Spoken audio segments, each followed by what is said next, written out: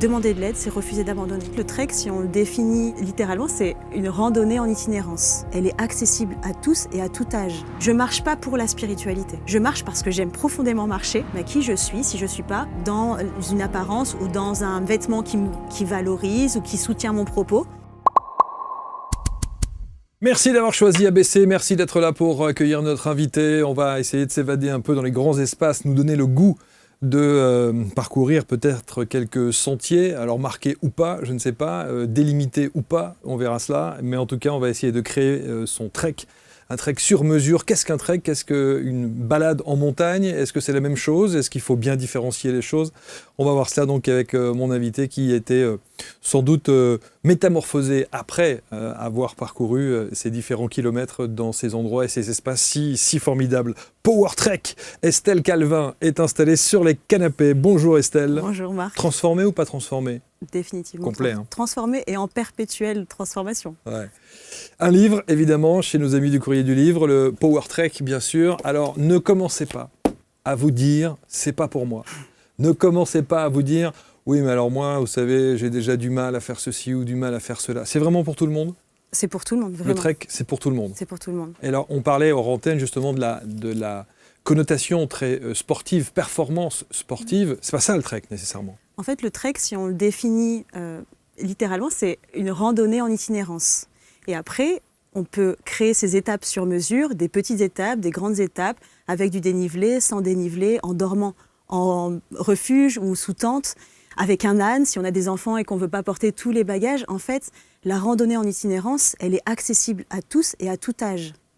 Vraiment. Qu'est-ce que le trek a changé pour vous? Est-ce que vous dites tout? Tout ça, en fait, c'est une voie d'émancipation pour moi. C'est une voie de connaissance de moi. Je me suis découverte dans la montagne et au fil de la marche. Et j'ai découvert le sens de la vie, vraiment le sens du vivant. Je dis souvent que le trek a déployé mes ailes et qu'ensuite, au retour dans le quotidien, j'ai appris à voler. C'est vraiment un aller-retour constant. Alors concrètement, dans la vie de tous les jours, qu'est-ce que ça a changé? Ça a changé les ressources insoupçonnées, enfin celles que je ne pensais pas avoir. Et du coup, j'ai intégré des ressources que j'avais et j'ai pu les réinvestir dès le lendemain pour certaines ressources. D'autres, c'était un petit peu des graines qui se sont déployées au fur et à mesure. Donc clairement, mes capacités. Et pas uniquement physiques en fait.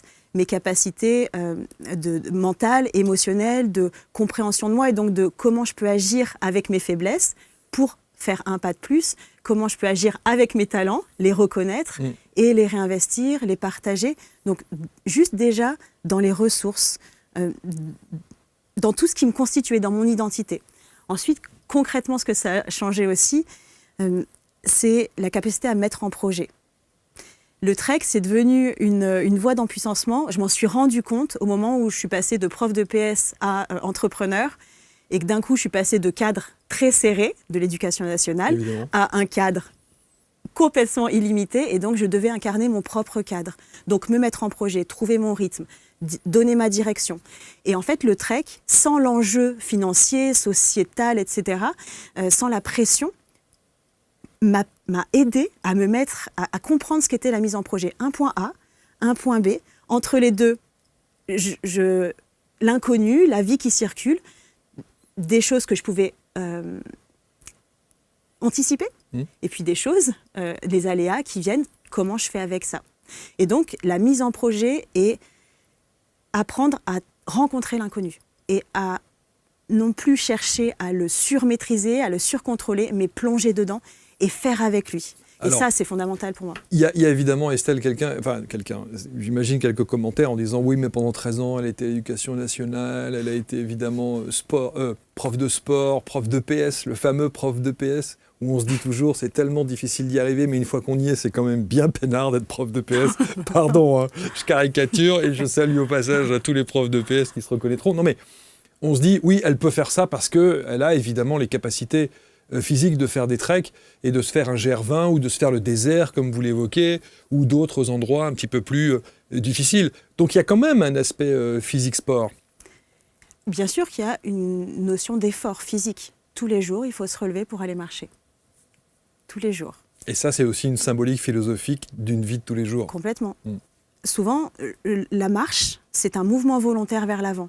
Si je n'ose pas me déséquilibrer vers l'avant, créer ce déséquilibre, je reste sur place. Et donc, tous les jours, la marche, se relever, donc choisir, s'engager, s'impliquer, se déséquilibrer pour rencontrer la suite, c'est un mouvement volontaire, c'est un choix. Et oui, j'ai été prof de PS, et là, moi, la remarque qu'on m'avait faite, c'est « toi, tu sais t'orienter, tu as fait de la course d'orientation avec tes élèves ». Sauf qu'aujourd'hui, il y a plein de chemins qui sont marqués, donc il y a juste à suivre le balisage, globalement, et l'effort physique. En fait, moi, par exemple, aujourd'hui, je ne fais pas une grosse préparation physique. Je m'entretiens pour prendre du plaisir au dénivelé. Mais c'est tout à fait possible de faire des sentiers sans dénivelé. Pour moi, mon métier m'a juste ouvert à la dimension corporelle, à remettre le corps et le mouvement au centre de ma vie. Ça, c'est une évidence. Le bien-être qui est procuré par le bien-être, et plus encore en termes de santé, qui est procuré par le mouvement, mais pas par l'aspect sportif. Oui, ce qui est sûr, et je suis très claire là-dessus, j'ai été dans une ultra-performance. Au départ, j'étais comme beaucoup de monde à calculer mon dénivelé, combien j'avais fait de kilomètres, combien j'avais fait de mètres de dénivelé en montée, en descente par jour. Et en fait, ça, je me suis rendu compte que je consommais la montagne. Je ne la rencontrais pas, je la consommais.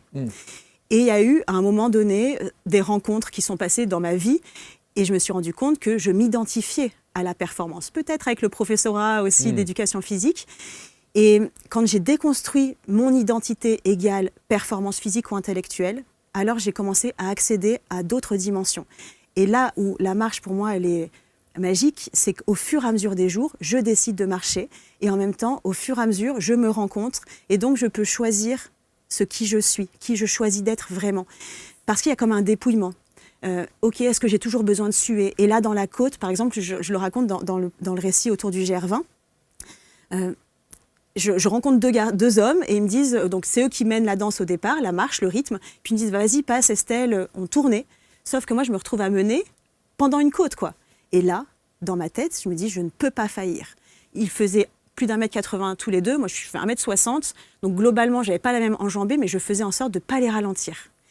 Et quand je suis arrivée en haut de la côte, j'étais rincée, je soufflais comme un bœuf. Les arbres, c'était donc en Corse, les pins, ils étaient penchés. J'étais penchée pareil.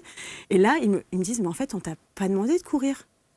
On t'a pas demandé, on t'a pas imposé de rythme. Et j'ai vu ces endroits de surperformance pour correspondre à quelque chose. Qu'est-ce que ça dénotait alors de vous, ça ? En permanence, cette surperformance, au-delà de la montagne, au-delà du GR20, au-delà des treks, dans votre vie de tous les jours, qu'est-ce que ça veut dire ? C'était une identité à laquelle je m'accrochais. Je peux être valorisée par ma performance et non pas uniquement par qui je suis, certaines valeurs. C'était vraiment une notion de performance. C'était mon identité de sportive. Alors, je ne sais pas, mon père était prof de PS, le sport était important dans ma vie en général. Et je pense que c'était une grosse carapace pour pas montrer le côté je peux faillir, parce que dans la côte je ne faillis pas. Je ne faillis pas. En haut je suis cramée et je me rends compte que qui je suis si je faillis. Et ça remet en question beaucoup de choses ? Ben là ça change tout. Ça change la manière d'affronter la vie. Je suis passée de je passe en force, je dois faire, à la bonne volonté. Depuis le cœur, en fait. Tout le monde sait, beaucoup d'entre nous, beaucoup de gens qui regardent ces émissions ont déjà ressenti évidemment ce côté performance sportive, physique, aller jusqu'au bout, rien lâcher, etc. En revanche, faire le lien directement avec la vie de tous les jours et la résonance que ça peut avoir dans notre vie de tous les jours, une fois que la performance physique et sportive est passée, on passe à autre chose, on rentre, on prend une douche et on reprend son petit boulot. Et on projette le prochain. Voilà.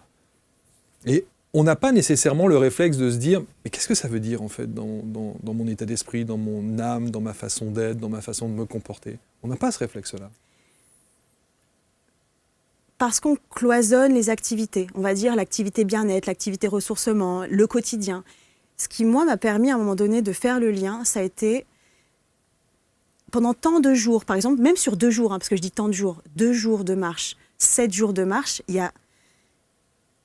c'est comme une perfusion de plein de sensations, rien qu'hormonales, mais aussi de plein de sensations, d'état d'être, d'état d'âme, qui à un moment donné construise des circuits et au retour, au début, ça a été confrontant. Je me disais, allez, retour à la réalité. Et il y a eu un moment où je me souviens, avec une accompagnante, je lui ai dit, je ne veux plus vivre deux réalités, je veux vivre une seule et même réalité. Et c'est ça qui m'a permis de me rendre compte que ce que je vivais en trek, c'était mon étoile polaire, c'était un cap, c'était un socle. Et du coup, au retour, eh bien, je regardais dans ma vie ce qui faisait que je ne vivais pas, en fait, cet même état d'être. Et donc là, tout a commencé. C'est ça. Le chemin. Donc le point A, le point B, et entre les deux, tout ce qu'il y avait à découvrir. Bonjour à tous, je suis Aaron Vial, je suis médium et je suis ravi de vous annoncer que je pars en tournée avec ABC Talk à partir du 23 avril 2026. Cette tournée s'appellera Révélation et lors de ces soirées, je vous transmettrai des messages de vos proches passés dans l'au-delà. Vous pourrez me poser vos questions et nouer un contact unique avec ceux que vous avez aimés. J'ai vraiment hâte de vous retrouver, de vous transmettre de beaux messages d'en haut. Je vais venir à votre rencontre, les amis, dans plusieurs villes. Alors, n'hésitez pas, réservez vos places sur le site abctalk.fr, rubrique événements. À très vite.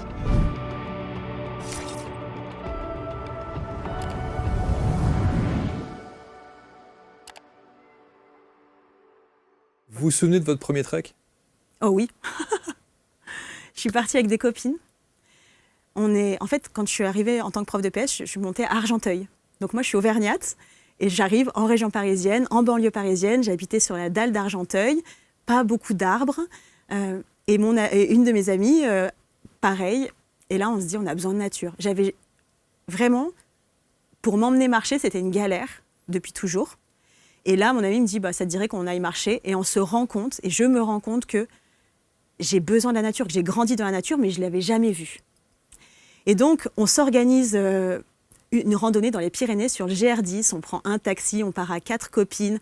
Je me souviens l'anecdote de... Et c'est pour ça que le sac, c'est très important. Et j'en parle beaucoup dans Power Trek. Tout ce qu'on met dans notre sac, tous les au cas où. Et donc, j'ai une de mes amies qui avait mis peut-être 5 rouleaux de papier toilette. Nous, on avait surchargé de nourriture. Et en fait, on avait des sacs hyper lourds. Et heureusement qu'on avait pris des bâtons. À l'époque, les bâtons, ça faisait senior. C'est vrai.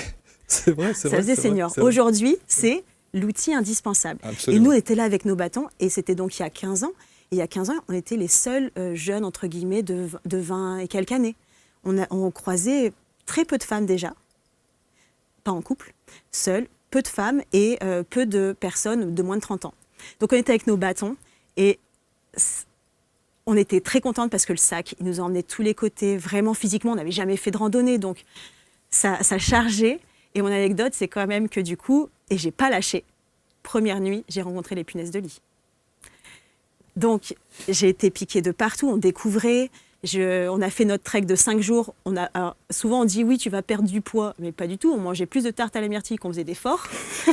C'était génial, vraiment, c'était génial. Ah oui. Et là, en fait, j'ai découvert l'image que j'ai. Donc, c'était vers Etso et c'est le pic du Midi d'Osso. Donc, on avait dormi dans le refuge, juste à côté du pic du Midi d'Osso. Et depuis ce trek-là, quand on est rentré, déjà, je me suis retrouvée en culotte devant chez moi pour ne pas ramener les punaises de lit. Et pendant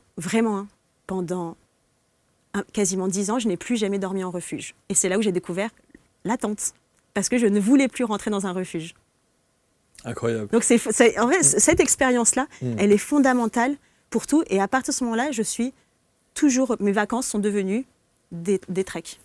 Dans Power Trek, vous parlez de la Power Boussole. Cette Power Boussole que vous fait découvrir le trek et que vous allez ensuite retranscrire dans votre vie de tous les jours.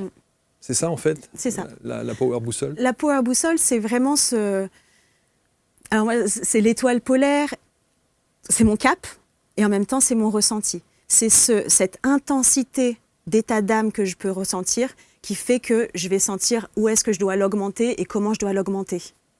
C'est le sentiment de liberté. Le sentiment de liberté de pouvoir vivre ce que je désire vivre. Il y a une phrase qui m'a beaucoup étonné.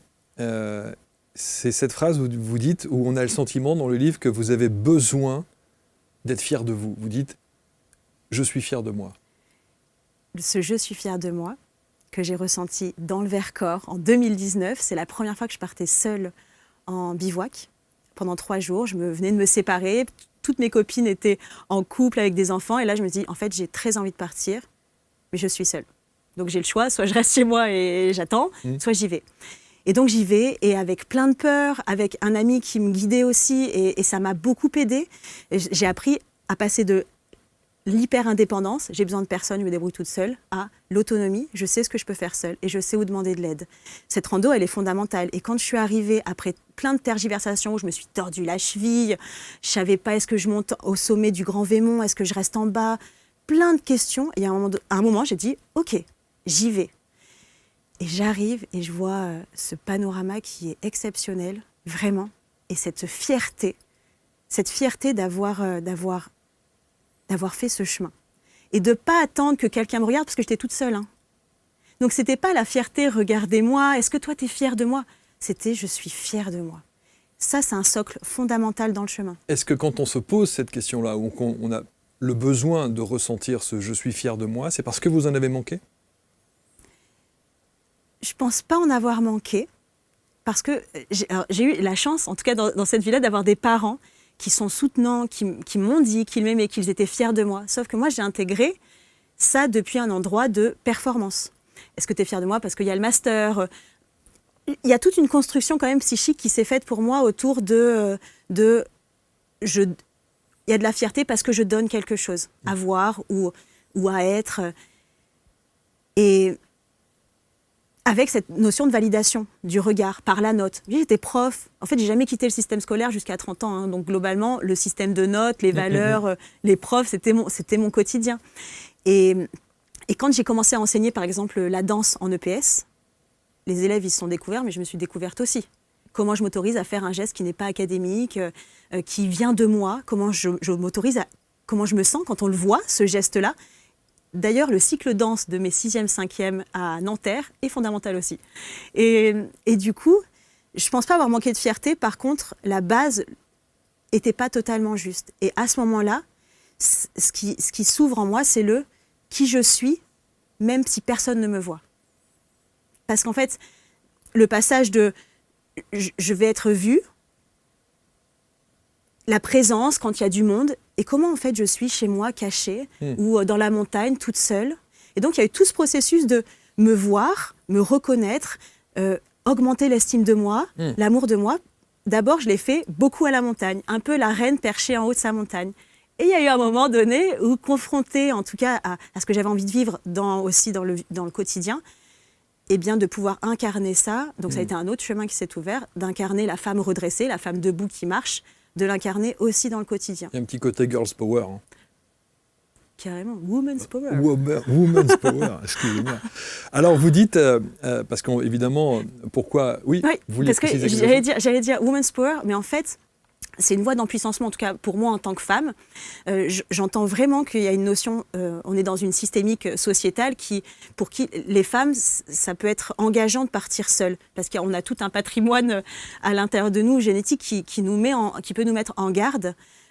Donc c'est une voie d'empuissancement pour les femmes certaines, mais je me suis jamais définie en tant que femme qui va marcher.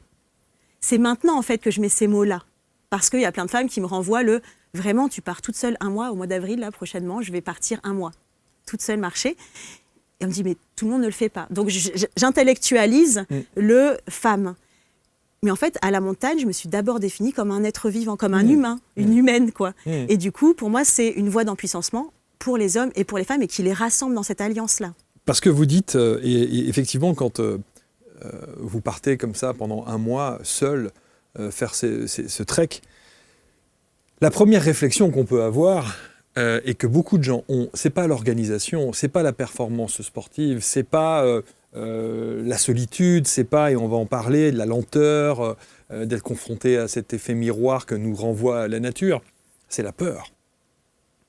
La peur, je pense que il n'y a pas besoin d'aller faire des treks ou quoi que ce soit, c'est la peur qui nous guide véritablement et qui nous empêche souvent. Et je pense qu'il y a beaucoup de gens qui n'oseraient pas faire ce que vous faites, partir un mois comme ça quelque part, seul, par peur. Et les peurs, elles sont de plein d'ordres. Il y a d'abord la peur réelle de, en fait, rencontrer l'inconnu. C'est inconfortable. Qu'est-ce que je vais y trouver? Est-ce que je suis en danger? Donc ça vient forcément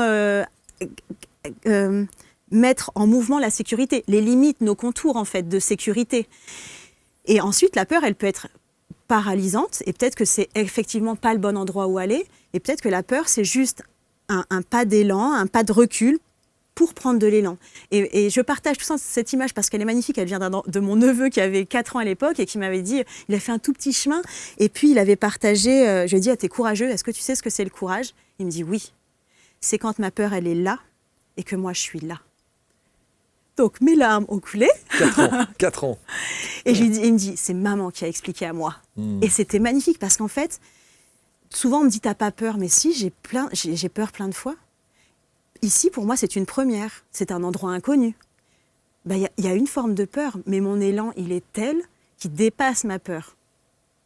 Et parfois, la peur, c'est aussi l'accompagner. Je suis repartie seule. Ça faisait 3 ans que je n'étais pas repartie seule, au mois de décembre. Et j'ai l'impression d'être il y a 15 ans. Qu'est-ce que je fais? Comment je fais? Donc, j'avais tout caréné, organisé. Et en fait, je suis arrivée sur cette île et mon cadre a explosé en morceaux et c'était très bien. Et là, avec l'expérience des 15 ans, je l'ai accueilli avec grande joie. Et je me suis rendu compte que ce cadre extérieur, ça avait été juste un soutien pour m'engager et qu'après, j'ai laissé la vie venir traverser mon propre cadre et choisir le « ok, j'ai une proposition, on va visiter l'île ensemble, ok, une autre proposition, non, ça ne me dit pas » et donc de revenir à chaque fois au centre. Et la peur, elle peut empêcher si on en reste à la peur. Moi, j'aime beaucoup tirer les fils. Ok, j'ai telle peur, qu'est-ce qui est en dessous? Si je tire le fil, où est-ce qu'elle prend ressource? Où est-ce qu'elle prend source? Et il y a une phrase qui a beaucoup changé la dynamique, c'est observer mes limites et agir avec elles. Dans ma vie de tous les jours et du coup dans le trek, où est-ce que je sens de la résistance? Et à quel endroit du coup je peux venir trouver une ressource à l'extérieur? Ok, toi tu l'as déjà fait, comment c'était? Ou alors une ressource à l'intérieur, je vais venir augmenter les volumes de partie de moi. Et c'est là où le trek, je ne peux pas l'isoler du reste du chemin, c'est-à-dire que j'ai exploré l'ensauvagement, la marche, et qu'à côté, j'ai découvert le somatique, la thérapie émotionnelle, la systémie. Et en fait, j'ai à la fois exploré le sauvage et j'ai à la fois exploré l'âme, on va dire. Et c'est là où, du coup, la réunion des deux a créé pour moi, l'endroit, le socle, qui me permettait à la fois d'avoir un endroit de ressourcement et d'émancipation, et à la fois avoir un endroit d'incarnation et de réalisation. C'est vraiment intéressant parce qu'on imagine mal, encore une fois, quand on n'est pas adepte nécessairement et qu'on voit ces personnes avec leurs petits sacs à dos là, qui partent comme ça, on se dit, bon, allez, ils vont se faire une petite balade et tout, mais on ne se rend pas compte à quel point le travail d'introspection, enfin en tout cas l'approche introspective que le trek permet est quand même extraordinaire. Vous dites, la marche longue dure parfois et qui impose cette lenteur, cette solitude, et qui est évidemment quand on est confronté au réel. Ça, on pourrait, de nos fauteuils et de nos canapés, se dire c'est très inconfortable à vivre. Je suis sûr que quand on y est, c'est pas si inconfortable que ça, et on en redemande même. C'est presque addictif. Alors, je ne sais pas si c'est addictif, ou en tout cas, ça devient un art de vivre. Ça devient un art de vivre qui a besoin d'être revitalisé, réactualisé, réentraîné. L'inconfort, clairement, dans le Vercors, par exemple, je pense, il y a eu des moments où je projetais une difficulté qui était notée sur la carte et je voyais ravin de ci, ravin de là. Il y avait un panneau « On ne peut pas se croiser à deux », j'avais mon big sac et là je me dis, mais je commençais vraiment à plus sentir d'énergie dans mes jambes. Et donc je me pose, j'écris à mon ami, il n'y avait pas de réseau, mais juste j'envoie le message pour dire là j'en peux plus, je doute complètement. Donc je m'arrête pendant 15 minutes et je repars et j'arrive devant la difficulté qui n'en était absolument pas une. Je l'ai passée tranquillement. Et en fait, c'est toutes ces expériences, c'est d'expérimentation en expérimentation que l'inconfort devient moins chargé, devient moins intense, devient moins cette grosse ombre et que dans la situation, eh bien, les choses, elles arrivent. Moi, j'aime cette phrase de Mike Horn. Hein. En gros, c'est si on attend d'avoir 100% des réponses pour partir, on ne part jamais. Il faut partir avec 5% des réponses, 95% viennent en chemin. Et c'est vraiment, vraiment ça. Les ressources extérieures, par exemple, les belles ressources, c'est aussi, tout se passe bien, parce que ça se passe souvent bien quand même. Il n'y a pas que des aléas, tout se passe bien. Et j'étais dans les Pyrénées, et là, je croise un randonneur, et on commence à discuter de notre mode d'alimentation, nos petites astuces pour que ce soit plus léger, en même temps que ce soit goûtu, pour ne pas se faire juste de la purée mousseline pendant 3 semaines. Et d'un coup, il me dit, je vais pêcher. Donc, il a sa carte de pêche d'altitude. Il me dit, est-ce que ça te dit de venir ? Et donc, avec mon compagnon, on y va. Et là, lui, il pêche, parce que nous, on n'a rien eu. Il pêche 5 truites et il nous offre les truites. Et en fait, et donc, on cuisine les truites dans un réchaud. Donc, on s'est dit, ça va être bouilli, mais c'était délicieux. Et c'est voir que, souvent, on projette dans les peurs, on projette tout ce qui peut ne pas bien se passer. Et on en oublie que c'est peut-être 5%. Et qu'il y a 95% de merveilleux, en fait. Vous cherchez à découvrir le yoga, sans pression ni jugement ? Bienvenue à notre cours de yoga complet et gratuit, créé et animé par Lily Mika en exclusivité pour ABC Talk. Ici, pas besoin d'être souple, ni de performer. Découvrez le yoga décomplexé, une approche qui casse les codes, adaptée à tous les corps, tous les âges, tous les niveaux. L'accent est mis sur l'écoute de soi et sur l'adaptation des postures à votre morphologie, et non l'inverse. Rejoignez-nous pour un moment de bien-être, où l'essentiel, c'est d'être à l'écoute de soi. Inscrivez-vous dès maintenant en cliquant sur le lien situé en haut à droite de l'écran ou dans la description de la vidéo et vivez l'expérience du yoga en toute simplicité. Les 15 minutes, quand vous vous arrêtez, que l'obstacle n'est pas loin, que vous laissez votre message à votre ami et vous dites là, je suis au bout du rouleau, je ne vais pas y arriver, mais vous vous posez pendant 15 minutes. Qu'est-ce qui se passe pendant ces 15 minutes ? Je pleure, j'écris les messages. En fait, en écrivant les messages, j'égrène tout le processus qui est à l'œuvre, en fait. Et le fait de le déposer, de le mettre à l'extérieur de moi, de le relire, eh bien, en fait, je viens l'habiter. Et c'est là où c'est intéressant, c'est que tout ce que j'ai pu vivre dans le trek, avant de le conscientiser avec l'accompagnement, le coaching, etc., je le vivais déjà. Et je l'ai rendu intelligible après. Mais d'abord, je l'ai vécu. Cette idée de ressentir et pas de mentaliser. En fait, c'est même pas une question de mentaliser, c'est-à-dire accepter que, ok, je rumine, j'étais comme ça. Plutôt que de dire j'arrête de ruminer, je ruminais. Et en même temps, j'écrivais. Donc, j'étais au contact aussi de mon ressenti. Et en étant au contact du ressenti, eh bien, il y a eu cette montagne d'émotions qui est montée, de je vais pas y arriver, j'ai peur de mourir, eh bien, qui est venue se décharger petit à petit et réouvrir mon horizon, en fait. C'est vraiment ça. Et ça, par exemple, c'est ce que je fais tous les jours en cabinet, où en fait, on vient voir toutes les mémoires de stress qui entravent l'horizon, ou alors qui tirent vers l'arrière et qui empêchent d'être vraiment au présent et on pollue notre futur, de venir voir, de plonger dans le ressenti, pas juste tourner autour de la montagne mentale, plonger dedans, décharger l'intensité et pouvoir revenir au présent en confiance de demain. Parce qu'en fait, c'est ça l'inconnu. Les 5% et 95% de Mike Horn, c'est revenir à l'instant présent en confiance de demain. Et en confiance, et c'est là où pour moi la marche, elle soutient ça parce qu'on marche tous les jours sur une terre bien dure. Même dans le désert, on a l'impression que dans une dune, on s'enfonce. Mais à un moment, si on ne se précipite pas, le sable, on s'enfonce et il y a une densité. Et de sentir cette densité pendant plusieurs jours, eh bien, c'est comme si ça venait amplifier ce concept même très éthéré qui est la confiance. On vient marcher ça, la confiance en la terre et du coup en soi. Et c'est là où le miroir, il est énorme. Puisqu'on est fait de matière, d'eau, d'air, de vivant. Et donc de venir le rencontrer dans la nature, c'est une manière de le rencontrer et non plus seulement de le conceptualiser. Ouais, c'est ce que vous appelez la nature qui devient ce fameux miroir émotionnel permanent, quoi. Tout le temps. Ouais. Et parce que vous et moi, on pourrait être dans le même endroit de nature et y voir des choses différentes.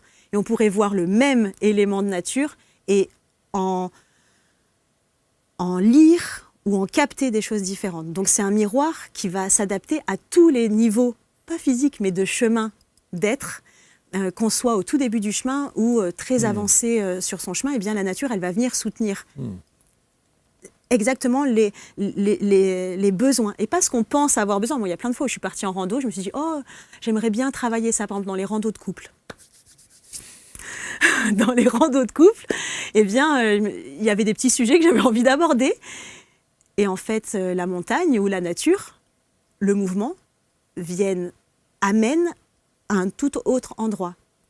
Et donc, c'est hyper intéressant parce qu'on est dans la tente ou même dans le refuge, on ne peut pas s'enfuir, il n'y a plus de distraction. Il n'y a pas de réseau pour aller dire on est en train de se fâcher, je vais sur le téléphone. Ou... Non, tu vas à côté du lac, et après on revient, on peut discuter. Et c'est la meilleure thérapie de couple. Mais j'en suis sûr. Mais génial. Le caillou dans la chaussure. Pendant 3 jours, je ne trouve pas le caillou. Je me dis, j'ai une tendinite. Et en fait, je trouve dans ma chaussure, au bout de 3 jours, le caillou. Et je me dis, OK, il est où le caillou dans ma vie, là ? Pour ne pas le voir. Et donc, on a, juste après, la discussion énorme avec mon compagnon pour, OK, qu'est-ce que je vis, qu'est-ce que tu vis, qu'est-ce qu'on en fait ? Et on continue le chemin. Et on marche ça tous les deux ensemble. Et à l'issue ? Nous sommes toujours ensemble, heureux. Je me suis dit, parce que le but, c'est quoi le but en fait quand on fait une rando, un trek de couple ? Mais il n'y a pas de but, c'est le plaisir. C'est le plaisir, mais est-ce qu'on va, qu'on va chercher quelque chose ? Et c'est là où, ça c'est vraiment important, je ne marche pas pour la spiritualité. Je marche parce que j'aime profondément marcher. Mon compagnon aime marcher aussi. On aime cette découverte, cet effort physique. Pour moi, l'ensauvagement, il est fondamental, surtout dans la société dans laquelle nous vivons. C'est pour moi un axe vraiment pour rester très en vie et très lucide et avoir un esprit critique. C'est indispensable. Et donc, on marche pour le plaisir. Par exemple, je ne sais pas si j'ai donné cet exemple mais dans le livre, mais il y a cette idée de OK, je suis célibataire, soit je me dis je vais dans une salle de sport pour rencontrer quelqu'un et j'aime pas le sport. En fait, pour moi, c'est pas le bon chemin. Je vais dans une salle de sport parce que j'ai envie de faire du sport et peut-être éventuellement dans cet état d'être, je vais rencontrer quelqu'un. Pour moi, la marche, c'est la même chose. Je vais pas marcher pour être spirituel ou pour faire de la spiritualité ou pour chercher quelque chose. C'est que j'y vais parce que ça me fait profondément plaisir, ça m'anime et à l'occasion de ça, j'ai les mains vides en fait pour recevoir. Ça veut dire que celui qui va chercher cette spiritualité se trompe ? Non, je pense qu'il va marcher d'abord ça. Il va déjà marcher je cherche. Donc il va voir des signes, mais depuis le mental. Et donc là, peut-être que le chemin va l'aider d'abord à revenir à sortir de l'attente. Et par exemple, certaines femmes que j'ai pu accompagner dans le désert, au tout début, je leur disais, OK, avec quoi vous arrivez aujourd'hui ?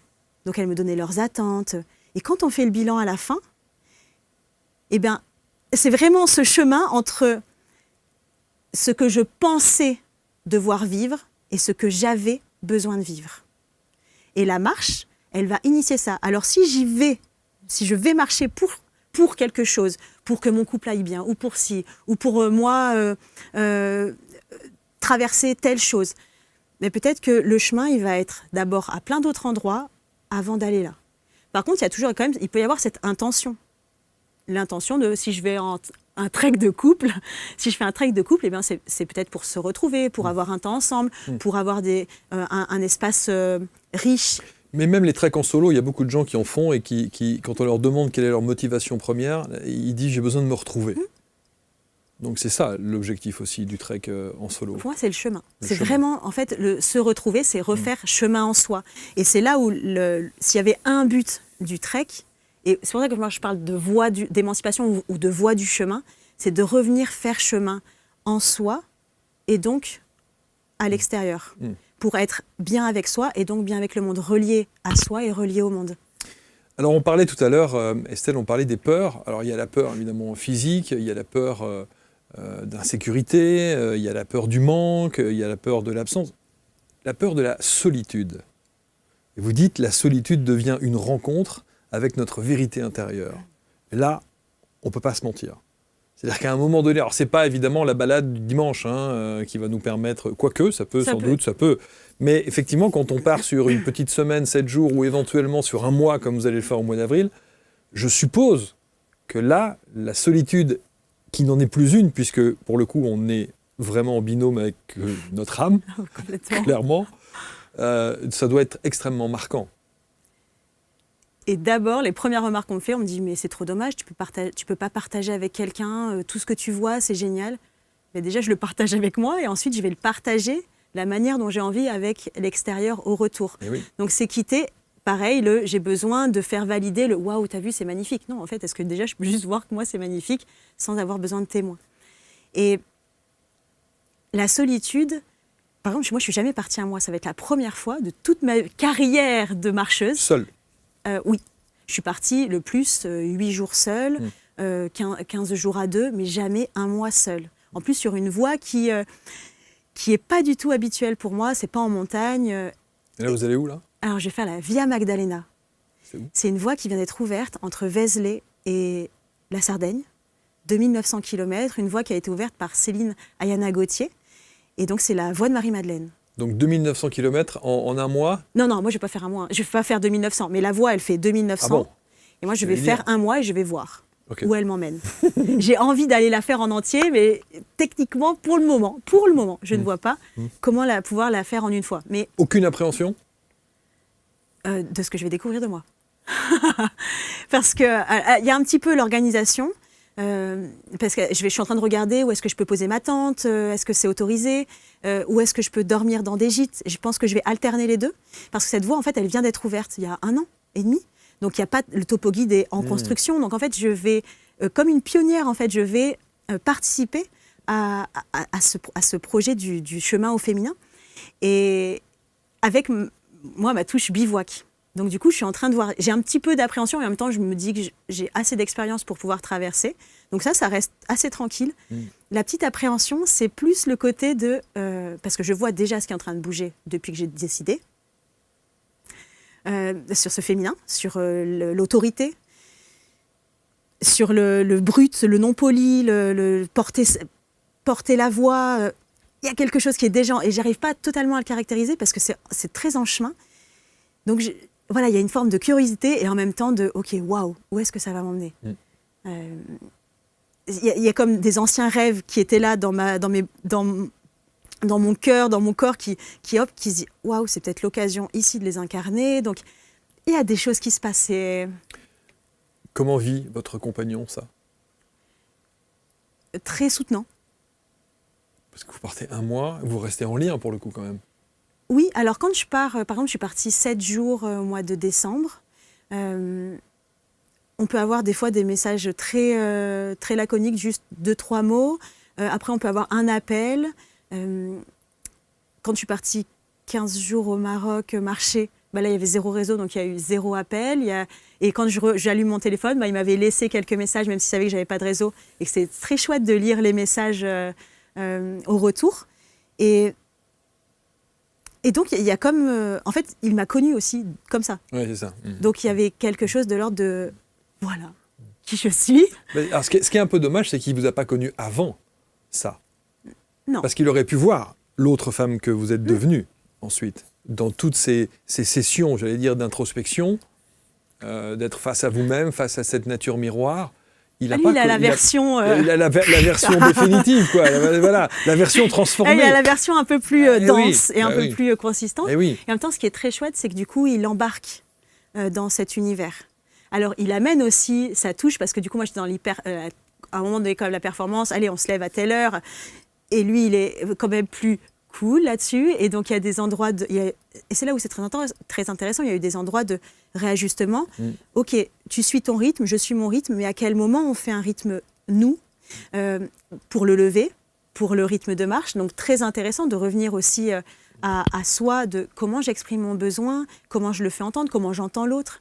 Et du coup, il plonge dans cette aventure-là. Ça m'a demandé, moi, beaucoup d'autorisation, plus que de lui, en fait. C'était de moi à moi de m'autoriser à partir et le laisser travailler et moi me dire, je fais autre chose. Et en fait, allez, je l'avoue, j'ai négocié avec moi à un moment donné, quand j'ai voulu partir les 7 jours. Eh bien, je lui ai dit, ouais, je vais peut-être partir pendant 7 jours. Et en fait, j'étais pas très à l'aise avec le fait de le laisser. Et lui, il me dit, mais en fait, moi, j'hésiterai pas. Pourquoi tu réfléchis? Et en fait, c'est comme si tout un truc que je tenais, se déposait pour... C'était que de moi. Moi, c'est pas lui qui m'interdisait. Par contre, ça l'inspire dans des endroits où, du coup, il va créer des immersions avec ses enfants.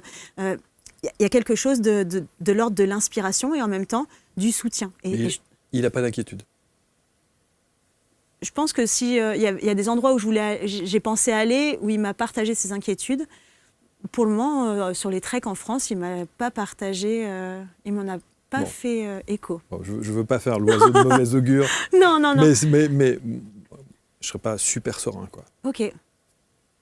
Après, ce qui est intéressant, c'est que si on parle par exemple d'environnement qui peut ne pas être serein ou autre, par exemple, mon compagnon, il vient en trek avec moi. Donc, il voit ma manière d'être, Oui. ma manière de faire. Oui. Il voit quel est ce milieu Mais aussi. c'est pas vous le problème, C'est l'extérieur. c'est l'extérieur. Alors moi, je me sens quand même plutôt en sécurité à la montagne. Et j'ai souvenir de ma petite sœur, quand je l'ai emmenée son initiation du trek. Alors, j'initie beaucoup ma famille, je les embête. Et elle me dit, Estelle, est-ce qu'on met un cadenas à la tente? C'était trop mignon, c'était vraiment mignon. Je dis, ben non. Et moi, parce que je me sens pas en danger, mais je comprends elle vit en pleine ville, elle vit à Marseille, je pense qu'elle comprend que... Et là, en fait, non. Et je crois qu'il y a vraiment un endroit où... que l'autre s'inquiète. Je suis partie 5 jours dans les Pyrénées, j'ai reçu 60 messages de ma mère, mes amies, qui s'étaient toutes... Elles se demandaient pourquoi elles n'avaient pas de nouvelles, je n'avais plus de réseau, et j'avais dit, j'arrive mardi. Donc le mardi, j'ouvre. Donc il y en a une de mes amies qui m'a dit, oui, j'ai regardé s'il n'y avait pas eu des attaques d'ours. Donc ça réveille beaucoup de choses. Mais pour moi, la base de cette inquiétude, c'est une forme de non-connaissance de l'environnement, de l'activité. Par exemple, Kylian Jornet, qui court sur les crêtes, moi, je trouve ça très dangereux. Si j'étais sa femme, je me dirais, j'aurais très très peur pour lui. Sauf que sa femme, c'est une ultra-traileuse qui fait la même chose. Bon. Donc potentiellement, est-ce qu'il y a un endroit de connaissance qui amène de la sécurité et de confiance en la vie? Parce qu'effectivement, on ne peut pas éviter la mauvaise rencontre. Mais ce n'est pas le lot, en fait. C'est pour ça que tout à l'heure, j'évoquais souvent, on va projeter les 5% de galères et en oublier les 95% de trucs géniaux, quoi. Je peux comprendre. Vraiment, vraiment, c'est... Mais je serais quand même inquiet. Ouais. Et c'est là où, ce qui est intéressant, c'est, par exemple, que ce soit le compagnon, ou que ce soit les amis, ou que ce soit les parents, c'est c'est important de partager. Et ça, par exemple, je l'avais eu avec ma mère il y a 15 ans, de son inquiétude à me voir partir seule. Et donc, il y a eu tout aussi un travail relationnel.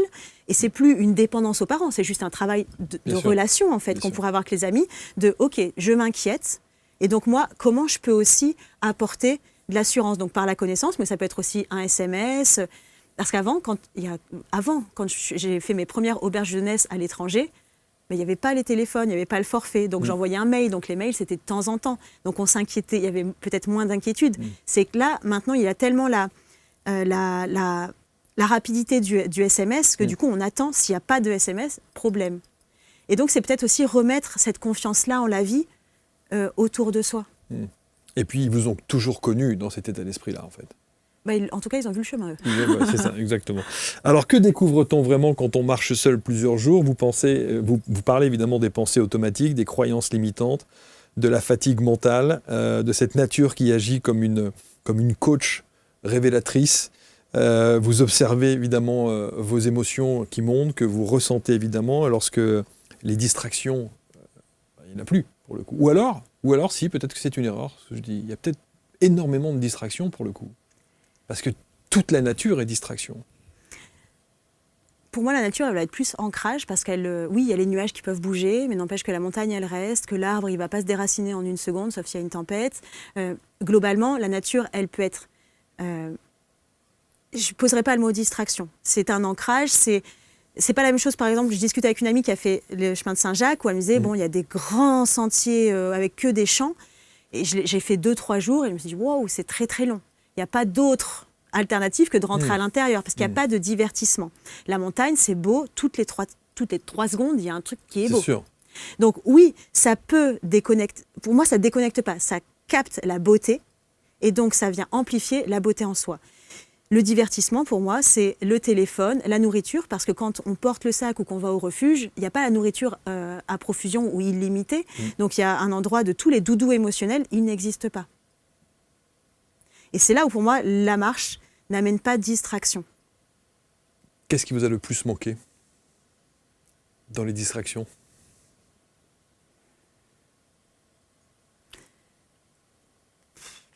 Ce qui m'a le plus... Alors, c'est les cacahuètes. Les cacahuètes? Est-ce que vous êtes une adepte des cacahuètes? Cacahuètes, chocolat, un truc croquant, en fait. Ah ouais. Par exemple, le téléphone ne me manque absolument pas. Les M&M's? J'avais pas pensé aux M&M's. Non, j'avais la tablette et les cacahuètes pour faire l'apéro ou le dessert. En fait, cette idée de... Dans ma vie, j'ai eu quand même plusieurs phases où j'ai eu des troubles du comportement alimentaire ou de l'alimentation très émotionnelle. Et en montagne, ça ne m'est jamais arrivé. Je n'ai pas ça. C'est comme si d'un coup... Alors au début, je me suis dit, on se nourrit d'amour et d'eau fraîche en montagne, mais il y a quelque chose de cet ordre-là. En fait, il y a un remplissage qui est tellement pur, serein, entier, autre et au plus près de soi, bien sûr, dans sa vérité, qu'il y a moins de stress, il y a moins de tension, il y a moins de paraître. Donc il y a quelque chose qui demande moins à remplir de l'extérieur. Là où je dis cacahuètes chocolat, c'est que ce qui peut être long dans le trek, c'est l'alimentation. Alors moi, je suis plutôt en bivouac et en autonomie, donc je me prépare à manger. Et il y a eu des moments où de manger tous les jours la même chose, ça m'enlevait la faim, le plaisir. J'étais là avec ma cuillère de purée, thon, comme ça. Et là, il me restait ça de peau et j'arrivais pas à le finir. Plus de plaisir gustatif. Et du coup, la distraction qui m'a manqué, c'est le plaisir, c'est plus le plaisir gustatif. Mais là, quand vous allez partir un mois, qu'est-ce que... Je ne sais pas encore. Je ne sais pas trop encore. Parce que vous ne pouvez pas avoir un mois de nourriture dans le sac. Non, mais là, la Via Magdalena, elle passe par des villes quand même. Ah, ok. C'est pour ça que je me dis que ce n'est pas du tout le même. Et même sur le GR20, il y a des petites épiceries où je me ravitaillais. Ah, oui. Donc les distractions, clairement, en fait, vu que la nature, je suis allée la chercher d'abord pour pas fuir, mais pour m'extraire du monde, ça me va très bien. Je ne cherche pas la distraction. Donc, je ne crois pas qu'il y ait grand-chose qui m'ait manqué, même le confort. Je sais que les gens aiment bien le confort matériel. En trek, par exemple, j'ai plein de monde qui me dit « moi, j'aimerais pas dormir dans la tente, c'est inconfortable ». Moi, c'est quelque chose en fait, que je vais chercher. Parce que, non pas que je lave mon linge à la main chez moi, mais parce que ça me permet aussi déjà de trouver mes capacités d'adaptation. Et je ne fais pas d'extrême. Je ne suis pas dans du survivalisme, pas du tout. En fait, moi, je suis dans le plaisir et l'inconfort peut avoir une forme de plaisir. Et ça me permet vraiment de prendre conscience du confort que je peux avoir chez moi. Ça ramène du visible, ça rend les choses qui étaient invisibles, le confort invisible, ça le rend visible. La douche chaude, la douche qui dure, le lit, la machine à laver, les vêtements différents tous les jours, parce que marcher tous les jours, 15 jours avec la même tenue, même si elle est lavée tous les 3-4 jours, il y a un petit moment où, d'un point de vue de l'image de soi, eh bien pareil, de nouveau une couche qui s'effondre, et donc qui je suis si je ne suis pas dans une apparence ou dans un vêtement qui valorise ou qui soutient mon propos, donc dans quelque chose de très dépouillé. Je suis sûr qu'effectivement, quand vous arrivez à la fin du trek, vous rentrez chez vous, il y a un petit jambon beurre là. De pizza. La pizza. Non mais c'est sûr. c'est sûr que vous devez boulotter le truc en disant, en tout cas en savourant quoi. En savourant. Ça met une saveur. Il y a vraiment ce... La dernière fois, c'était... Je prends conscience tu veux quoi ? Tu veux manger quoi ? Parce que le dernier jour, on se dit, allez, on veut manger quoi ? Et là, Providence, on s'est dit burger, et des pêcheurs arrivent, on était sûrs, ils avaient loué un petit gîte, enfin une cabane, ils avaient fait le barbecue, et là ils disent, est-ce que vous voulez manger avec nous ? Oui. Et là, ils avaient ramené plein de trucs de la ville, plus des petits poissons, donc on s'est dit, notre espèce de petit barbecue, on l'a, et on est rentré, je dis, en fait, je veux juste... C'est simple, mais là, je veux de la pastèque. Est-ce que ça veut dire que, dans la vie de tous les jours, après avoir vécu des expériences comme ça, que vous renouvelez régulièrement chaque année, ou plusieurs fois dans l'année, vous dites, attends, prends conscience quand même. Prends conscience de la chance que tu as de manger ça, prends conscience des paysages dans lesquels tu as la chance d'aller, prends conscience de tout ça. En fait, ça m'a initiée à la gratitude. À la conscience, à la gratitude. Parfois, on m'a dit, oui, une fois que tu rentres, voilà, un peu le truc un peu bobo, tu as fait ton truc, et après tu rentres dans ta vie de tous les jours et c'est pareil. Non, en fait. Il y a un endroit où ça vient tellement profondément dans le cœur et dans les cellules qu'on ne peut plus faire autrement. Il y a plein d'endroits où je suis rentrée de trek et je me suis dit, ok, tu as le choix. Soit tu repars courir, je sortais de chez moi pour aller à mon cabinet, et là, je partais en furie, et il y a eu un moment de, ok, pourquoi tu cours ? Pourquoi je suis en train de courir ? J'ai le choix. Il Il y a un avant-après, il y a un endroit où on ne peut plus faire autrement. Et la gratitude, elle s'est installée dans plein d'endroits aussi parce que dans la répétition. Il y a des personnes qui vont marcher une fois de temps en temps. La transformation, elle n'est pas la même. L'impact, il n'est pas le même. J'aime cette idée de la micro-aventure, par exemple, de partir moins souvent, plus souvent, mais moins longtemps, parce que c'est comme une piqûre de rappel, un entraînement, comme un geste, n'importe quel apprentissage, il faut répéter pour apprendre et pour maîtriser, même ne serait-ce que cet aller-retour entre l'ensauvagement et le retour. Ce que je vois, qu'est-ce que ça vient dire de moi, c'est aussi une forme d'entraînement. Et donc, c'est pas juste partir une semaine une fois par an, c'est aussi régulièrement ramener cet état-là, de regoûter, de ressavourer. Et c'est là où ça devient une norme, de quelque chose qui devient juste une idée, ça devient une norme et un standard. Et après, c'est aussi comment le faire rayonner, parce que par exemple, si je pars seule, tout à l'heure on parlait de solitude, de face à face, de qui je suis, si j'ai pas d'aide, je décide pas avec quelqu'un de quelle voie je prends. C'est à moi vraiment de choisir en conscience. Ok là, est-ce que je fais demi-tour, est-ce que je m'arrête, est-ce que je continue? Donc là, c'est vraiment de la souveraineté pure dans la décision. Partir seul, c'est aussi revenir dans un endroit qui n'a pas forcément bougé, alors que soit, il y a eu un grand mouvement. Et ça demande aussi de l'adaptation, vraiment du réajustement, de la communication, de partager. Et des fois, c'est pas facile de mettre des mots sur ce qui a été partagé. Donc c'est d'abord soit l'incarner de plus en plus pour que ça rayonne plus naturellement et pouvoir adapter cette norme. Cette norme pour soi, elle devient norme pour son environnement et pas juste finir tout seul tout le temps, quoi. Quel serait pour vous, pour finir Estelle, mais quel serait pour vous le top 3 de ce que les treks vous ont apporté? Ok. Mon troisième, le numéro 3, je dirais,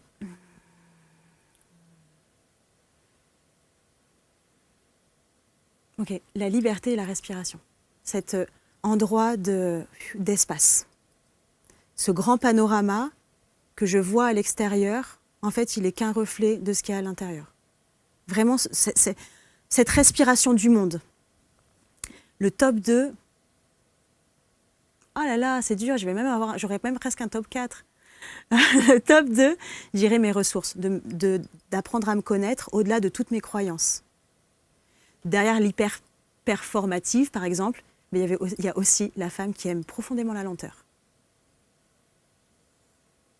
Derrière la femme impatiente, il y a aussi celle qui comprend que le processus du vivant, il ne se fait pas en un claquement de doigts, qu'il y a un hiver, qu'il y a un printemps, et que du coup, c'est venu vraiment imprégner de plus en plus mon entrepreneuriat, par exemple. Mon couple, comment je ramène ce vivant à l'intérieur de la vie quotidienne qui va très vite, où tout bouge très vite, où il y a des objectifs constants, comment ramener cette notion de cycle. Donc, me connaître au-delà de tous les mensonges, les petites négociations avec soi. Et la troisième chose, je dirais... Top 1. Top 1. Top 1. On est là. 2, 3, 1. On est monté au sommet. Le 1, c'est d'avoir rencontré l'inconnu. L'inconnu, c'est-à-dire la vie, le sauvage, les rencontres. Les personnes comme ça qui arrivent. Pour moi, l'inconnu, c'est la vie. Et du coup, je pense que c'est mon top 1 parce qu'il me permet de naviguer dans ma vie concrète de tous les jours avec plus de confiance et de sérénité. Et je crois que ça devient un ancrage, en fait, du coup, la nature. Et un dernier top 3 de ce que vous préconisez à ceux et celles qui nous regardent et qui se disent « je vais faire ça ». Qu'est-ce qu'il faut faire? Quelles sont les 3 priorités à mettre en action avant de s'engager, quelle que soit la durée, quel que soit le lieu, quelle que soit la manière dont on a envie d'expérimenter ou de vivre un trek? Ok.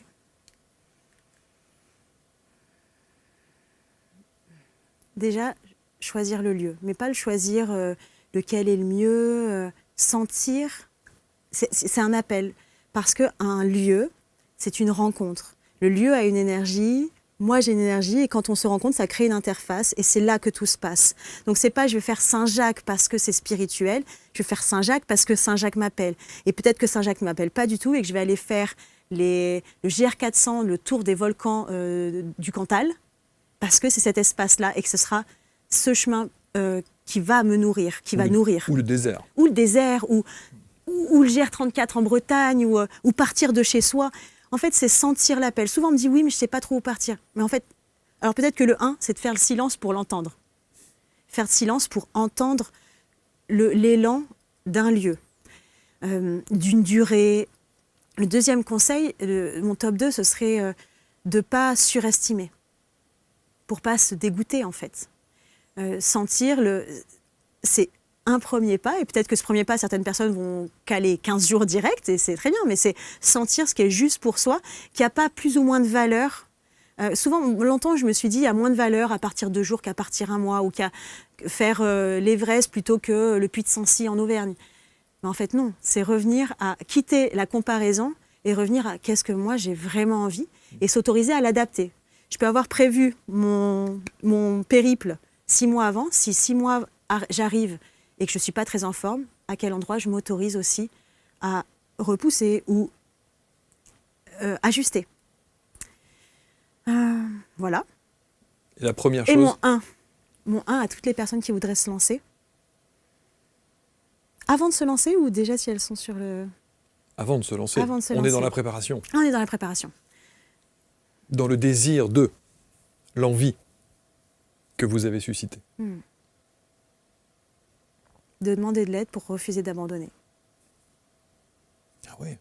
Si elles sentent qu'il y a des obstacles, si elles sentent qu'il y a des résistances, que ce soit en elles ou autour d'elles, et qu'il y a un petit pas qui voudrait dire « Ah non, c'est pas pour moi, c'est trop dur », ou « J'ai pas le temps », ou « Il y a mes enfants », ou « Je peux pas les laisser », ou... Mais en fait, de demander de l'aide pour dépasser. Il y a une personne qui m'avait dit un jour « Oui, mais toi, tu sais où tu vas, Estelle, t'as ton fil rouge ». Mais en fait, mon fil rouge, oui, je l'ai. Mais si je suis là aujourd'hui, avec la vie que j'ai créée, qui me comble vraiment, c'est aussi parce qu'il y a plein d'endroits où je me suis fait aider. Alors oui, j'ai des ressources et donc je suis venue de plus en plus les activer, mais il y a eu des moments charnières où j'ai reçu de l'aide. Et donc cette phrase, pour moi, elle est magnifique. Elle vient d'un livre qui s'appelle « L'enfant, la taupe, le cheval et le renard », où le cheval dit à l'enfant « Demander de l'aide, c'est refuser d'abandonner ».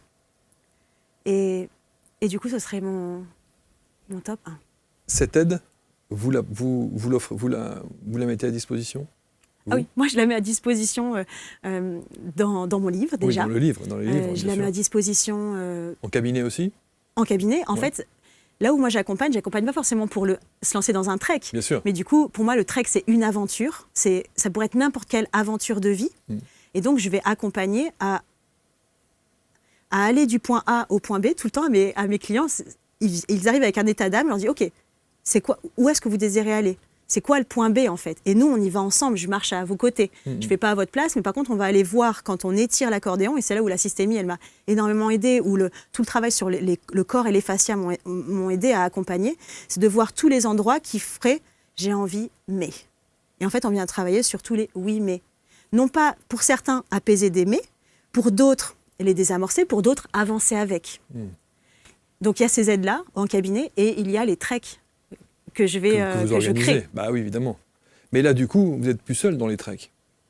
Et donc là, c'est même pas au-dessus ou en dessous. C'est une autre dynamique qui est géniale, qui est la dynamique de groupe. C'est sûr. Il y a autre chose qui se montre. Et vous préférez ? Non. C'est ni mieux ni moins bien. Ouais. J'aime énormément les deux. J'aime profondément partir seule et j'aime profondément partir en groupe parce qu'il y a toute autre chose qui se joue. Créer ton trek sur mesure et faire de sa vie, évidemment, une randonnée d'exception, c'est au courrier du livre. Voilà, ça s'appelle Power Trek. C'est vraiment très intéressant. C'est fini, un prof de sport. Là. Oui, j'ai posé ma démission l'année ça. dernière. Grande aventure de poser j'imagine. la démission. Ça aussi. Ça a été un chemin. J'ai fait tout un chemin pour faire le deuil de la fille de prof, de la fonctionnaire, de rendre ce qui ne m'avait pas convenu, de garder. Et donc j'ai vraiment vu ce chemin où j'étais la prof, où j'emmenais mes élèves à la montagne déjà. Et donc j'ai embrassé ça pour l'emmener dans ma réalité aujourd'hui. Et où sont mes pieds ? Je suis à ma place. Je suis à ma place. Petite traversée de Corse ? Traversée de Corse, c'est vraiment un récit de chemin et de cheminement. Voilà. Et ça, évidemment, c'est en auto-édition. On vous mettra tous les liens directement autour de cette vidéo. Merci beaucoup, Estelle. Je voudrais qu'on termine juste avec cette question. Est-ce qu'on peut envisager un trek en rentrant à l'hôtel tous les soirs? Oui. C'est vrai? Bah oui. Si c'est ce qui permet de... Un trek, c'est-à-dire... Parce que trek, c'est itinérance, hein? On est d'accord? Oui, oui, bien sûr. Donc, c'est-à-dire un hôtel Ouais. à chaque endroit. À chaque endroit. Ma belle-mère a 70 ans et elle a refait Stevenson. Chaque année, elle part avec ses copines marcher 2 semaines sur les chemins divers et variés. Et elles vont à l'auberge chaque soir. Et donc, elles ont leur petit sac. En fait, c'est ça doit se passer comme ça. Par contre, peut-être que d'aller à l'hôtel dans un gîte, ça va permettre de vivre des rencontres formidables, magnifiques, qui vont nourrir le chemin. Et donc, c'est pas mieux ou moins bien, ce sont juste des expériences différentes. Donc oui, Mais c'est un trek. c'est une itinérance, c'est un chemin. Ouais, vous dites pas trek quand même. Hein. Parce Mais trek, il doit y avoir... Non, mais trek, il doit obligatoirement y avoir le côté roots. Non. Non, le trek, en fait, derrière, il y a un peu la dimension plus engagée, plus montagne. Ce qu'on met derrière, ce serait plus engagé, plus montagne. Si on revient vraiment à la définition, c'est une randonnée en itinérance. Et merci de poser cette question-là quand même, parce que le trek, depuis que j'ai écrit Power Trek, beaucoup de monde m'ont renvoyé ce trek. Et du coup, ça a cheminé aussi en moi, et ce qui fait que je vais vivre 1 mois de marche en pèlerine, plus qu'en trekkeuse. Je me définissais pas comme trekkeuse, je me définis comme marcheuse, mais je vois que dans le monde de la marche, en posant ce mot, ça a étiré plein d'autres mots dont j'avais pas conscience, ça a ouvert mon horizon là-dessus. Et donc c'est pour ça que j'utilise le mot trek, parce que c'est plus rapide que la randonnée en itinérance, qu'il y a un petit côté quand même challengeant comme le mot aventure. Et c'est ça qui est intéressant, hein. Les personnes qui se lancent quand même en trek avec la peur, elles se lancent dans un petit truc inconnu. Oui. Et je trouve ça aussi intéressant de venir se rencontrer dans des territoires dont on pensait ne pas être capable, et se rendre compte que de dormir à la Belle Étoile, eh bien, c'était moins angoissant que ce qui était prévu, et que c'était, au-delà d'être moins angoissant, c'était un moment inoubliable. Bon, les bestioles vous font pas peur, les animaux sauvages non plus. Alors je vais pas dans des pays quand même où il y a beaucoup de... Scorpions, des trucs comme ça. Bah, il y a des saisons. Ouais, bah oui. Il y a vraiment Il faut des quand même saisons. choisir quand même. Il faut... Oui, oui. Voilà. Bon. Lisez, faites-vous aider, échangez, partagez. Merci beaucoup Estelle, c'était passionnant. Ouais, cheminer, exactement. Je pense que c'est vraiment Et bonne balade ou bon trek, ou vous pourrez appeler ça comme vous voulez. L'idée évidemment, c'est de faire ce pas en avant, quoi. Oui, et ce que je voudrais préciser en dernier, c'est que dans cette notion, alors que ce soit un hôtel ou le bivouac, il y a cette notion d'ensauvagement. Ouais, et du coup, le trek avec l'hôtel, l'ensauvagement, il va être moins long, mais il sera réel quand même sur toute une journée de marche. C'est vrai que quand je rentre, la détente du jacuzzi, c'est quand même... Bah oui, parce que c'est une 2e journée, hein, sinon. Donc, il vaut se lancer en marchant avec l'hôtel. Exact. Bah, je vous souhaite une magnifique randonnée en itinérance avec confort. Et vous savez ce que j'aime le plus, moi, dans les balades comme ça? Le plus de tout. La petite bière à la fin? Non. Ah non. Non, je bois pas du tout d'alcool. Non, c'est ça. Vous savez ce que j'aime le plus? Je ne sais pas ce que ça signifie chez moi. J'ai dû avoir une autre vie sur cette dimension-là, les sacs à dos. Je suis un fou de sacs à dos. De ce qu'il y a dedans ou du contenant? Tout. C'est très intéressant, le sac à dos. J'adore les sacs à dos. J'adore les sacs à dos. Au grand désespoir de ma femme qui me dit « Mais combien tu vas en avoir ?» Je dois en avoir une dizaine. Du truc qui fait 70 litres dont je ne me suis jamais servi, évidemment, mais j'en ai un. Voilà, parce que le mec se dit, si demain j'ai Mike Horn qui me dit, viens, on va faire un truc, j'y vais. Et si moi je vous dis, Estelle Calvin, elle vous dit, on va faire un truc. Ouais, je pourrais le faire. Non, mais je pourrais le 70 faire. 70 litres, est-ce qu'il va sortir? Mais je pourrais le faire. Et il est dans mon garage, et je suis content, et je l'ai, il est neuf. Et il est neuf, il a jamais... Est-ce que c'est comme dans une bibliothèque? Ouais. J'ai remarqué ça avec les livres. J'ai beaucoup de livres. Par exemple, Femme qui court avec les loups de Clarissa Pinkola Estés. Ce livre, Archétype de la femme sauvage, je l'ai eu pendant très longtemps dans ma bibliothèque. Un peu comme votre sac 70 litres. Waouh, je sais qu'il y a quelque chose là-dedans. Est-ce que j'y vais, est-ce que j'y vais pas? Des fois, je l'ouvre, des fois, je le ferme. Et il y a eu un moment où je l'ai empoigné. J'ai pleuré avec le prologue et je ne l'ai plus lâché. Il est devenu ma Bible du féminin à côté de mon... Ouais. Et est-ce que du coup, c'est pas juste un rappel, un ancrage et le chemin qui se fait progressivement? Mais même le petit 20 litres. Hein. Le petit 20 litres, il est là, il faut qu'il y ait des poches et je le regarde et je mets des trucs et j'enlève et je reviens. Non mais je vous assure, j'ai des tocs et des trucs comme ça. Mais j'aime les sacs à dos. Ouais. Voilà. Bon. Partir à l'aventure. Merci Merci Estelle. infiniment. Merci beaucoup. Vous commentez, et je sais que ça va l'être évidemment. Si on vous a donné un petit peu le goût d'en savoir plus, lisez, les ouvrages sont ici. J'allais dire consulter, non, mais peut-être échanger avec Estelle. On vous met aussi les liens pour rentrer en contact avec son cabinet. Et puis, soyez prudents, prenez soin de vous. Et on se retrouve très vite pour une prochaine rencontre. Merci à tous.